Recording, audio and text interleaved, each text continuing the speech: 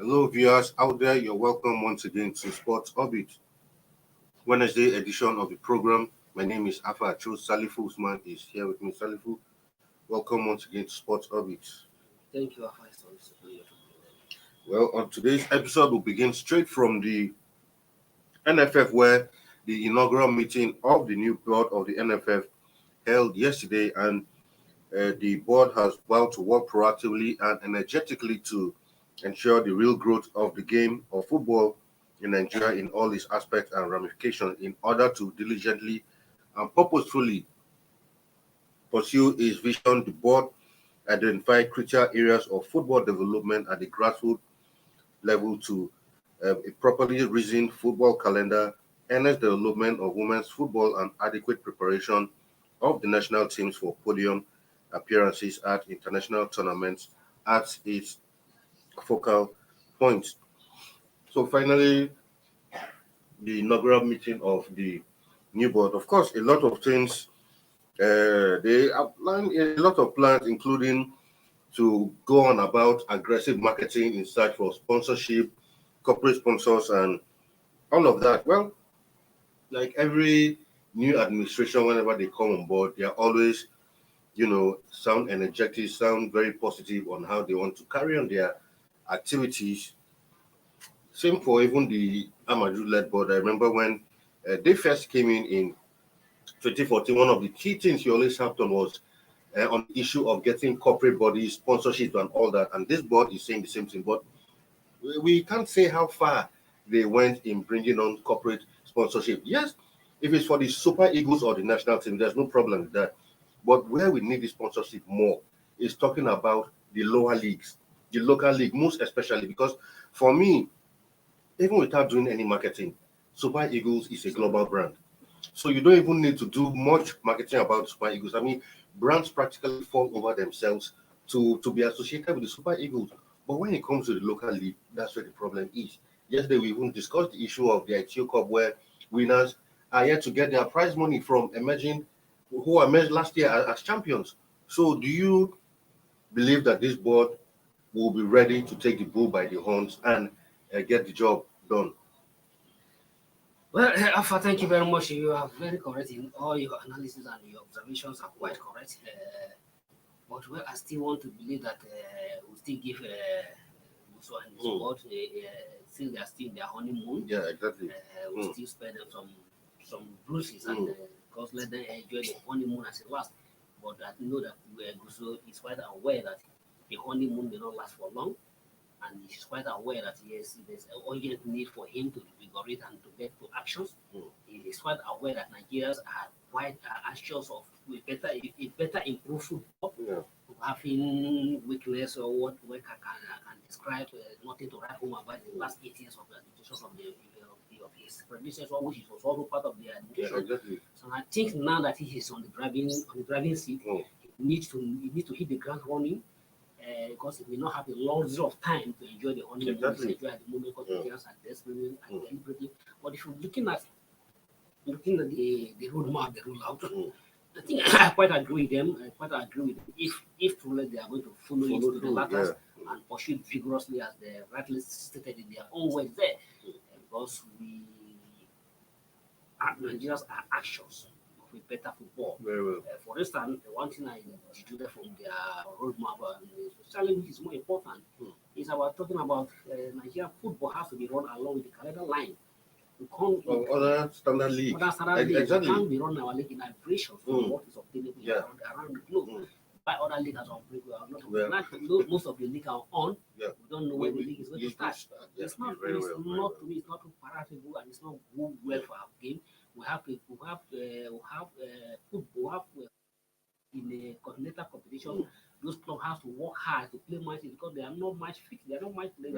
There's no weekly matches to keep them busy and to keep them form. And at the same time, another thing I also agree with them that if they are going to follow it, and it should also ensure that the federation just alluded to it that the last year winner has not been paid of their dues and even not to even talk of this season that is inconclusive. Inconclusive the election in Nigeria, election style, inconclusive.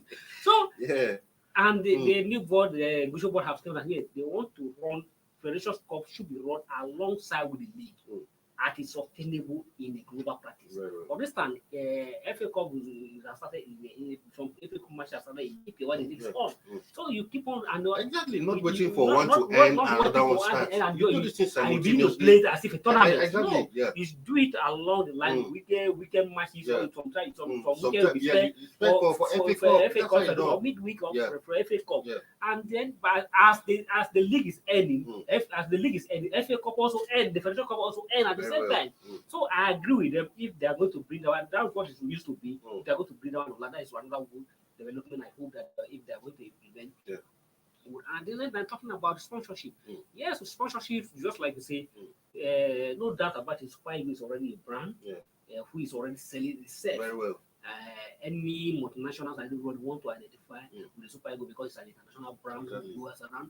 But where we mostly lacking and where we need and what we want private investors to invest is the local league. Because we need the local league. Local league is a breeding ground for the Super Eagles team. And if we can't be playing the league without the sponsors, it is not a welcome development. At the same time, the new board needs to ensure that our football and to get a sponsor for the league need to be on the TV. Very well. Our league not to be so it's has to be showcased to the TV. Because if I'm investing my money as a private organization, as a private investor, investing my money in the league, I need to get the mileage for the benefit of my money. I can't be investing money in the league that is not shown to anybody. Exactly. Very well. You need to be seeing it. If the league is not shown to anybody, what is my desire coming to the league? I need to come to the league that is being viewed and being shown to everybody to watch. That is why I now feel that I will not be happy that my money invested in the league will be yield dividend for me because I'm putting my money to get a reward for it. And if I'm putting my money and my money is not being showcased and it's not being shown to the people, and just people you just go to the stadium. How many people will go to the league, go to the stadium to watch the match, and it's not sure that the television to let people watch across the Nigeria because the investors are not just investors only in Nigeria. Some of those international investors, for instance, MTN are international investors. So other league, so they also want to let this league be appreciated by other scene, showcase to other Africans, showcase to around the world, and even you haven't even talk of the marketing values of the players who play in the league. It is true. When the league is on television and everybody can watch the player around the globe, that is why all those the marketing values of those players who play in the league also get improved, and even the opportunity of those players being seen and being monitored by other scouts from across the globe also is an opportunity. We have direct access to what this player week in and week out how they play, and not until somebody a player want to move from Enyimba for this or to move from National and one certain agent to carry the player from here, travel abroad. But if the television, if the thing is on the league, it's on the screen, it's on the television, before those agents, before you even talk of the player, because the club themselves as they are watching the player will not make inquiry about the players. So the new Guso and his crew and his board need to ensure that our league get on television, on TV. We can't be operating in a, how do I call it? We're in a technology era, 21st century for that matter. If you click on the television, click on the go anywhere on the internet anyway, you see the Champions League playing the GFL playing on television, the Ethiopian League, the Kenyan League. With due respect, I'm not describing this only country as a lesser country, but in terms of marketing potentials, we have a population more than those countries. So in Nigeria, it will be a very good market attraction for any investor to put. But before that investor come in, investor know to see that there is a reward for their benefit before they will come in. Absolutely. I mean, I completely agree with you. The investor must know that environment is conducive, and if they put money, definitely they'll see return on their investment. Very important. Away from that now, still some NFF related news where immediate past president of the NFF, Amaju Pinnick, has asked Nigerians to forgive him, expressing his confidence that his successor, Ibrahim Gusau, will perform better than he did, and also urged the management and staff of the football body to give him and his board maximum support. Of course, he gave the advice yesterday while formally handing over the reins of the NFF to Gusau, who is the new president of the NFF. He reiterated his that he remained a part of the system and would still be available to offer advice and suggestions whenever such is sought. Yeah, even without him saying it, he's clearly a part of the system. He doesn't need to re-emphasize it. Being he used that as a platform to get himself into some good position in CAF and in FIFA. So asking for forgiveness, it means he's admitting that he didn't do well. Of course, he knows he's a human being. He knows that Nigerians are not happy with him. He knows even you can test. Nobody is happy with him, Pini, because Pini take our football from where it is downward, from top to bottom. Well, you inherited Super Eagles as African champion. Yeah. Today we are no longer the African champion. You inherited Super Eagles as the African champion. We won as an African champion. Yeah. But the next two subsequent editions of the African Cup of Nations, Super Eagles could not even go to defend the title they won under you. Subsequent one they couldn't qualify. So we only managed to qualify for Africa 2 times under Pini for 8 years. Spent. Exactly. 8 years spent.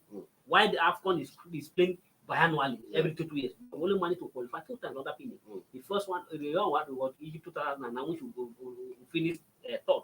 But looking at that, the Super Falcon used to be a dominant force in Africa. Very well. But today we are no longer there. We are no longer a dominant force. We are being beaten by countries that should not even think of Nigeria before. But now we can't withstand most of those minor countries or the other picking. Youth championship within African continent. Fly Eagles was African champion for 5 times.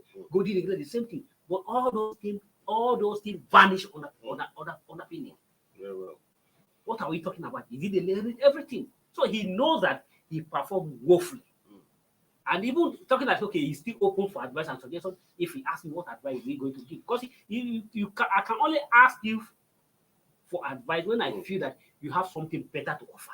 But you have performed woefully. What do you what advice? But advice is optional. If you like, you don't like, take it. If you don't like. All right. Well, but he has begged for forgiveness. So have you forgiven him? He's to forgive himself. All right.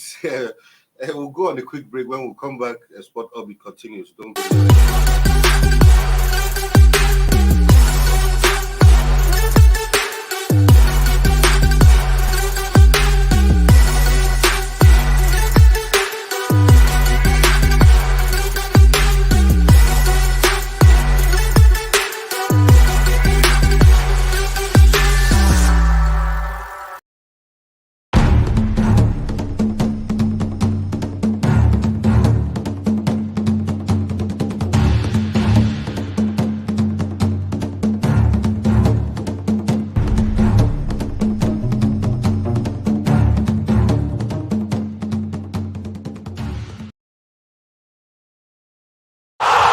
Sports Orbit.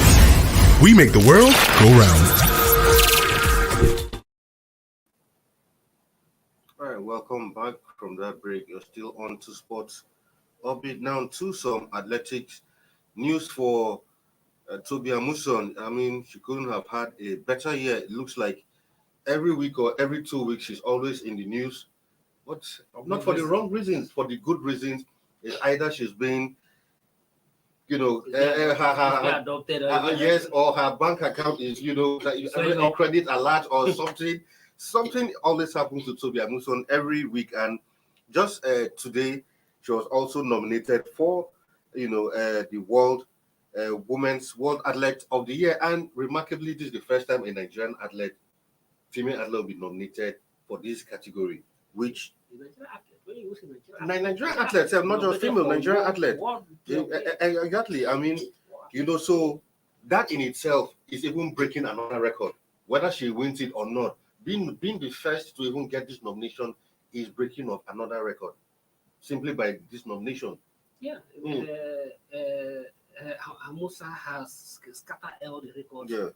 And it's keep on setting new one. And this one is another one, just like you say, another one. And the first Nigerians to be nominated on the list of award of athletic player of the year. We always hear of the Americans.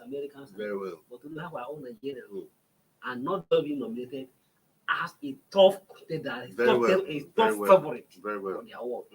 If by voting, going by justice and everything in all ratification, looking based on this year performance, based on this year calendar year, looking at the performance of all the nominees, with all due respect, every of them are eminently qualified. But if you're looking at it, they performed the major sporting event of this year was World Championship. You can see she's nominated alongside great other athletes in good company, the likes of, Chase Ely of the USA is there, Sherika Jackson, Jamaica, great lady also, Sean Miller is there, Kimberly Garcia of Peru is there, also Faith Kipion of Kenya, also wonderful athletes also, Yaroslava Mahuchik of Ukraine is there, Shelly Ann Fraser-Price, remember her, one tough athlete also is there. Great. And if you look at the pictures on this screen, we are not the designer of these pictures. But I know where you're going to. The prominent position given to Amusa shows that he's eminently worthy for the award. And completely. And if you, just like I was saying, if you look at this year's performance, based on this year's calendar, Amusa has merit everything. Very well. If you are going to, his plan to be very good chance of winning this award. And we can't wait for her to win. We wish her success because he has continued to raise the Nigerian flag high. Even in football, I may be wrong, but I don't know when Nigerian player has won. No Nigerian player has been mentioned for nominee for what player of the year. Well, I think probably in the first round, but in the first round, basically, not final round, first round. Nobody has made into the top 10 of the top list of the world player of the year. But we have. And if you have to bring this list down, Amusha will definitely fall into the last short list. So we wish her success and wish her good luck. It couldn't have come a better success. Congratulations to her already. Whether she wins it or not, she's a winner already. She's a winner already. And Amusa, if he's by the time he's finally settled down and get married, but then he get to that, he should name one of her. That's one or daughter 2022. Absolutely. I agree. Anyway, to some football news, we spoke about it yesterday, gave you a brief preview. That was the Flamingoes against Germany. Recall that Coach Olo Kere had, sounded confident, but I think the Germans, even though they put up a good fight, that was the Flamingos, but they were edged 2-1 by the Germans in that one. Top scorer Okpeyemi Achakaye struck the woodwork, 18 minutes initially in the game, but later got the goal in 30th minute. But the Germans kept pressing until they got the equalizer and eventually wrapped up the game. Yesterday we spoke about this match a lot and spoke about how getting a win would have really done to their confidence. Exactly, against a team like Germany, but losing this one now, well, it means their next match, they must win their next match. It's a must win. Yeah, like I was saying yesterday, and it's always a great deal of most of Nigerian teams are always falling this trap. When you score a goal, so you should know how to maintain that. It's always a problem. You shouldn't score a goal and over celebrate and feel that you have you feel that the ability to maintain your lead is very essential. Because they have a chance to have killed that match to have won that match yesterday. The Jamaica, there's no doubt about if you are going by the current rating and the bid of position, the Germany has upper head ahead of them. But yesterday when they were able to put the Germans in the first half minutes of the game, and that they were dominating and scoring that goal. And like I was saying yesterday, Olo needs to have thought to go against on the need to calm down and maintain 100. If there's anything called 110 concentration.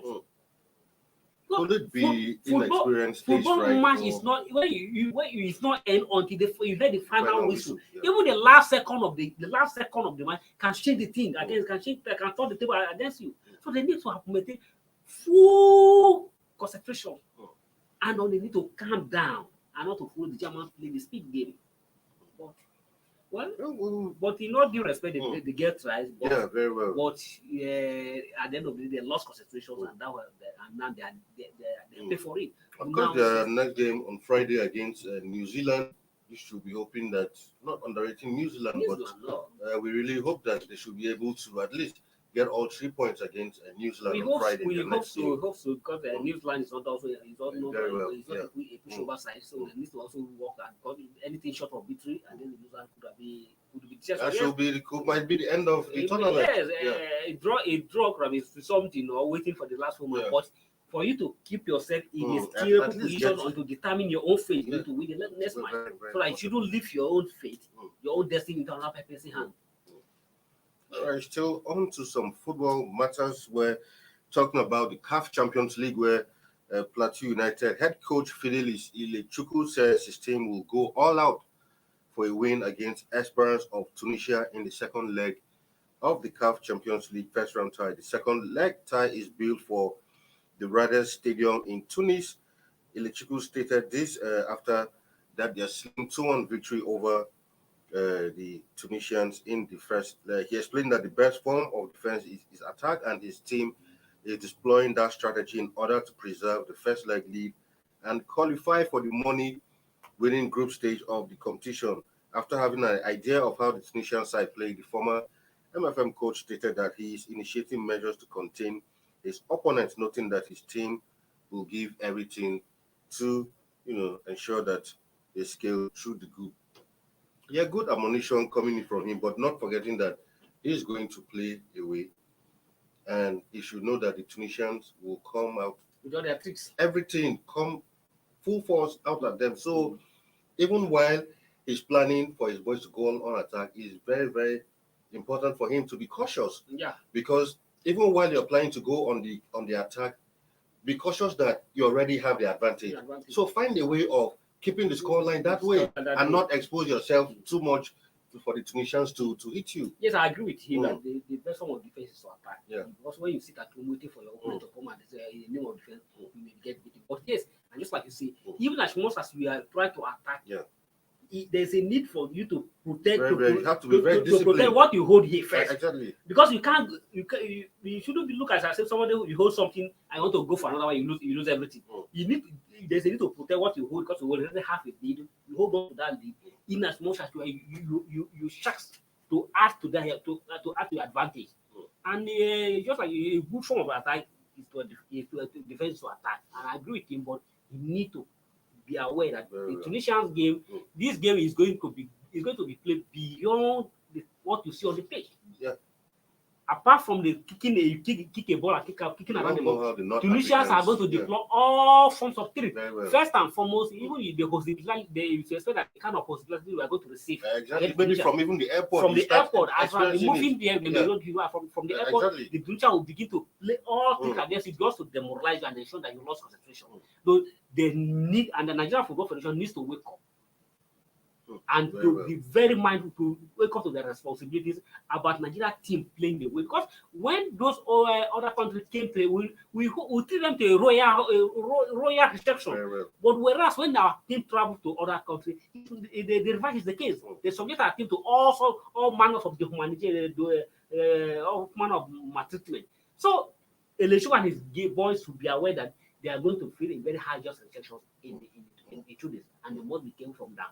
And at the same time, apart from the pitch, the Tunisians are going to deploy all forms of tricks just to get free kick advantage, to get penalty advantage, and then they must be very, very has to be conscious his boy to calm down and play to their enemy. You can also frustrate the Tunisians.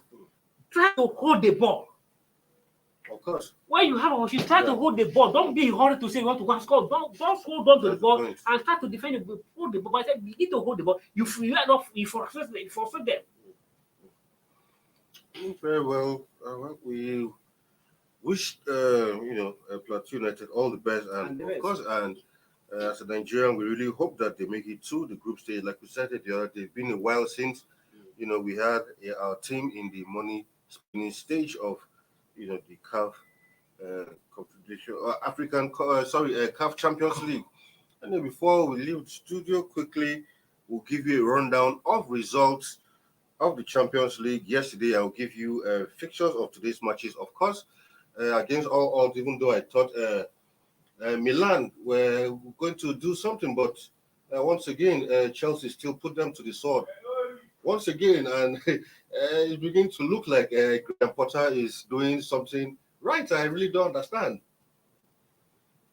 Because for me, I didn't want Chelsea to win, but I was disappointed that Chelsea have beaten Milan in both legs. So home and away. I think the Milan will see before whatever do. It's not the Milan we are seeing the game. It's not unfortunate that they are losing to Chelsea. The first one was 2-1. Yeah. The first leg was 2-1. Then no, it was 3-1 actually. The first leg was 3-1, and yeah. now we play away. That's an aggregate of 5-1. Yeah, 5-1. Right, aggregate of 5-1. That is not quite a good result for Milan. At all. But kudos to Chelsea and congratulations of Chelsea and their fans. Chelsea fans has a way of saying that anytime they sack a coach, they are of winning the Champions League. Well, and Potter begin to show begin to build their confidence that yes, Chelsea has a team to play in the Champions League and has a team. Well, but as it is now, Chelsea so far they have won 3 matches out of 4 matches. Apart from the first match, now they are topping the table with 7. They're topping the table. They have draw 1 and then draw 1, lose 1, and then win 2. Topping the table with 7 points, and with 2 matches to go. They're likely home and dry to qualify for the Champions League. All they need to do that. Their next match against the Dynamo Kiev, if they're able to win, that will give them a 10 points. Whatever the result of the other match between Milan and the other Zagreb, it doesn't matter. But Chelsea, as it is now, have a very chance of qualifying for the next round. But I mean, one of the surprise results: Juventus losing to Israeli side Maccabi Haifa. PSG also playing out a 1-1 draw against Benfica, also in that one. So both legs now have both been draws in that group. The Juventus will look as another miracle.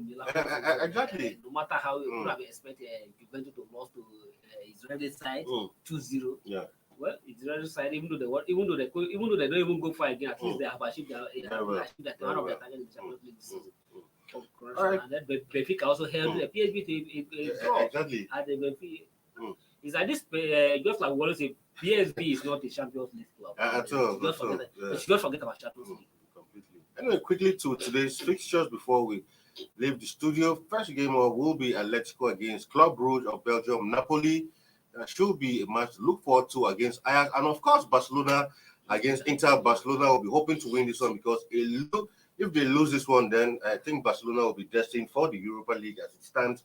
Leverkusen against Porto. Victoria Plzen against Bayern Munich. Rangers will host Liverpool. Liverpool will be hoping to shake that defeat against Arsenal off and get back to winning ways. Sporting Lisbon versus Marseille, and Tottenham Hotspur will host Frankfurt in that one in today's matches. All right, viewers, we'll keep an eye on all of these matches. Tomorrow we'll give you a complete review and update of other sporting events as they unfold. Salifu, thank you for being on today's show.